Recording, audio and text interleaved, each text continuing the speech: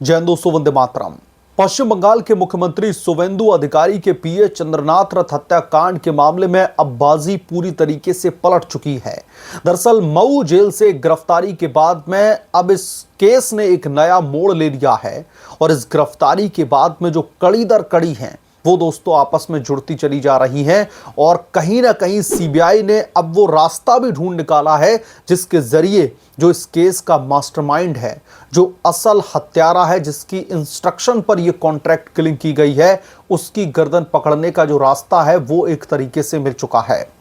दरअसल जब तक मऊ जेल से जो अहम गिरफ्तारी होनी थी वो जब तक गिरफ्तारी नहीं हुई थी तब तक इस केस में कहीं ना कहीं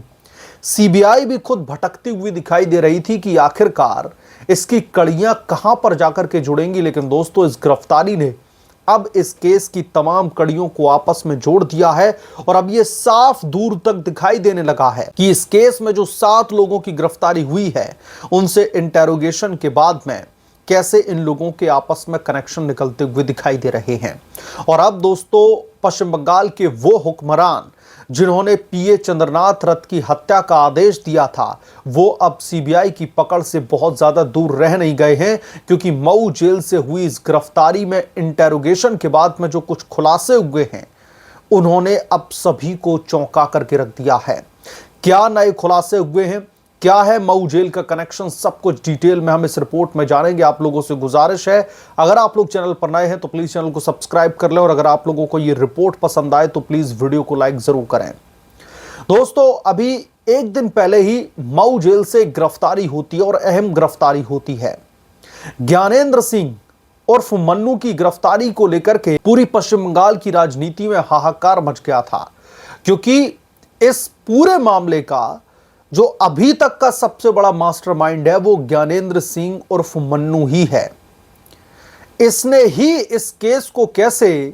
पूरी एक जटिल कड़ियों के साथ में जोड़ करके रखा था और जब तक इसकी गिरफ्तारी नहीं हो रही थी तब तक कैसे सीबीआई को बहुत सारी चीजों को इन्वेस्टिगेट करने में बहुत ज्यादा कठिनाइयों का सामना करना पड़ रहा था। चलिए सब कुछ डिटेल में समझते हैं।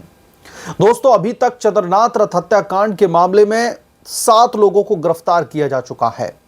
और इन 7 लोगों में जो 4 अहम कड़ियां हैं वो उत्तर प्रदेश के बलिया से हैं। इन 4 अहम कड़ियों की जो जड़ें हैं वो उत्तर प्रदेश के बलिया के अलग अलग गांवों में पहुंच चुकी हैं। और सबसे बड़ी बात यह है कि जो चारों कड़ियां हैं वो अभी तक तो अलग अलग लग रही थी, लेकिन मऊ जेल से जब ज्ञानेंद्र सिंह उर्फ मन्नू को दबोचा गया तो जांच में पता चला कि ये लोग आपस में एक दूसरे को जानते हैं। दरअसल इन्होंने एक साथ काम शुरू किया था,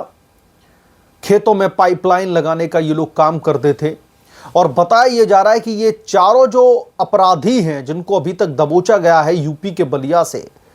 इनके गांव में जो आपस की दूरी है वो सभी के गांव में तकरीबन 40 से 50 किलोमीटर की दूरी है। ये लोग आपस में साथ में पाइपलाइन लगाने का काम करते थे और इसके बाद में इनके परिजनों की ओर से पूछताछ में यह दावा किया गया कि जब से इन्होंने पाइपलाइन का काम छोड़ा है तब से ये कभी कभार मिला करते थे। इनके बीच में कोई बहुत ज्यादा अटूट कनेक्शन नहीं था कि ये अक्सर एक दूसरे से मिला करें, लेकिन हाँ कभी कभार मिलने का जिक्र आया। अब चूंकि ज्ञानेंद्र सिंह उर्फ मन्नू को, चूंकि मैं इस मामले का अभी तक का सबसे बड़ा मास्टरमाइंड इसलिए बता रहा हूं क्योंकि पाइपलाइन के काम के बाद में ज्ञानेंद्र सिंह उर्फ मन्नू ने एक फूड फैक्ट्री के डिस्ट्रीब्यूशन इसको मिली थी, डिस्ट्रीब्यूटरशिप मिली थी और इसी चक्कर में एक गोलू सिंह नाम का जो अपराधी है जिसको दबोचा जा चुका है वो इसके यहां काम करता था। और जब काम करता था तो इन्होंने फिर कमाई का शॉर्टकट बताया होगा ज्ञानेंद्र सिंह उर्फ मन्नू ने गोलू सिंह को कि कब तक फूड पार्टनरशिप में या फूड डिस्ट्रीब्यूशन कंपनी में काम करता रहेगा, चलिए एक शॉर्टकट अपनाते हैं पैसा कमाने का। और गोलू सिंह भी उसमें जो है पैसों के लालच में आकर के जो है इस काम को अंजाम देने के लिए तैयार हो जाते हैं। मसलन जब ज्ञानेंद्र सिंह उर्फ मन्नू की मऊ जेल से गिरफ्तारी होती है, जब इसको धरा जाता है तो तमाम मीडिया कर्मी इसके घर पर पहुंचते हैं इसके परिजनों से बात करने के लिए, क्योंकि अभी तक इस केस में दोस्तों ये सबसे बड़ा मास्टरमाइंड है जिसने पश्चिम बंगाल की पूर्व मुख्यमंत्री ममता बनर्जी और अभिषेक बनर्जी की चूल्हे हिला करके रख दी हैं। क्यों हिला करके रख दिए, उसके बारे में भी अभी हम बात करेंगे। दोस्तों, आपकी मैं जानकारी के लिए बता दूं कि इस ज्ञानेंद्र सिंह उर्फ मन्नू पर तकरीबन 12 आपराधिक मामले दर्ज हैं। इसमें हत्या, फिरौती, हत्या की कोशिशें, इस तरीके की जघन्य धाराओं में ये मामले दर्ज हैं। हालांकि उसकी पत्नी मीडिया से यह दावा करती है कि तकरीबन 12 मामलों में से 11 मामलों में उसके पति को जो है एक तरीके से बरी कर दिया गया, लिहाजा वो उसे आदतन अपराधी मानने से इनकार कर रही है। लेकिन प्रशासन का यह मानना है कि ज्ञानेंद्र सिंह उर्फ मन्नू ये आदतन एक अपराधी है, हिस्ट्री शीटर है। इसके खिलाफ में तकरीबन 12 आपराधिक मामलों में जो है केसेस चल रहे हैं और इसमें हत्या, हत्या की साजिश, हत्या की कोशिश, बहुत सारी गंभीर धाराओं के तहत मामला दर्ज किया गया है। मसलन जब ज्ञानेंद्र सिंह उर्फ मन्नू को गिरफ्तार करके लेकर के गई सीबीआई की स्पेशल टीम, तब तक शायद लोगों को उम्मीद नहीं थी कि इस केस की अब कड़ी दर कड़ी जुड़ने वाली है। लेकिन जब उसकी चूड़ियां टाइट की गई इंटेरोगेशन में, तो पता चला कि इन चारों अपराधियों का आपस में कनेक्शन है और ये चारों एक दूसरे को जानते हैं। और इस हत्याकांड में अब तक के खुलासे के बेसिस पर मैं आपको बता रहा हूं कि जो सबसे बड़ा मास्टरमाइंड है, जिसने इस पूरी की पूरी कॉन्ट्रैक्ट किलिंग में बड़े पैमाने पर इंस्ट्रक्शंस दी, जिसको जिम्मेदारी सौंपी गई थी कि इस केस को कैसे अंजाम तक लेकर के जाना है, इस हत्याकांड को कैसे अपने जो है अंजाम तक लेकर के जाना है, इसकी जिम्मेदारी ज्ञानेंद्र सिंह उर्फ मन्नू के पास में थी। इसमें जो ज्ञानेंद्र सिंह उर्फ मन्नू है वो मैट्रिक पास है और इसके अलावा एक और अपराधी है जो ग्रेजुएट है। इन लोगों के कंधे पर यह पूरी की पूरी जिम्मेदारी सौंपी गई थी। अब दोस्तों, यहां पर सवाल यह उठता है कि पश्चिम बंगाल की राजनीति में खलबली क्यों मची हुई है? मऊ जेल से इस गिरफ्तारी के बाद में इस केस की बाजी क्यों पलट गई है? नया मोड़ क्यों आ गया, जरा समझिए। क्योंकि ज्ञानेंद्र सिंह उर्फ मन्नू, चूंकि इन तमाम गुर्गों का जो अभी तक 7 अपराधी गिरफ्तार किए गए इन टोटल, यूपी के बलिया के अलावा बक्सर और झारखंड से जिनको दबोचा गया है, उनका चूंकि ये मास्टरमाइंड है। और जब इससे इंटेरोगेशन की जा रही है तो अब सीबीआई को ये उम्मीद है कि ज्ञानेंद्र सिंह उर्फ मन्नू के इंटेरोगेशन के बाद में कुछ ऐसे राज से पर्दा उठेगा जो रास्ता वो उस असल मास्टरमाइंड से, जो इस केस का जो राजनीतिक हुक्मरान है,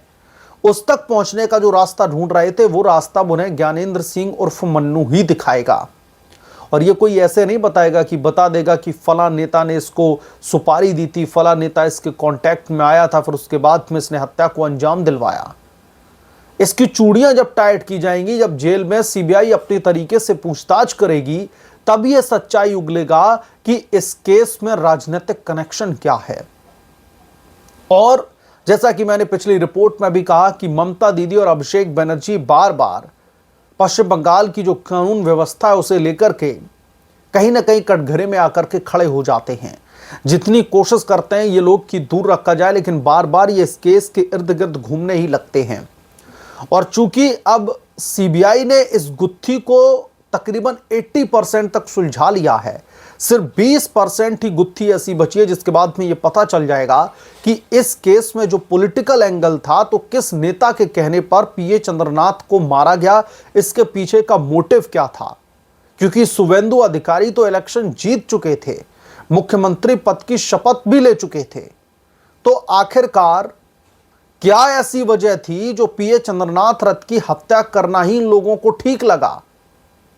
ऐसी क्या राजनीतिक दुश्मनी बढ़ गई कि सिर्फ हत्या ही एक इनको चारा नजर आया?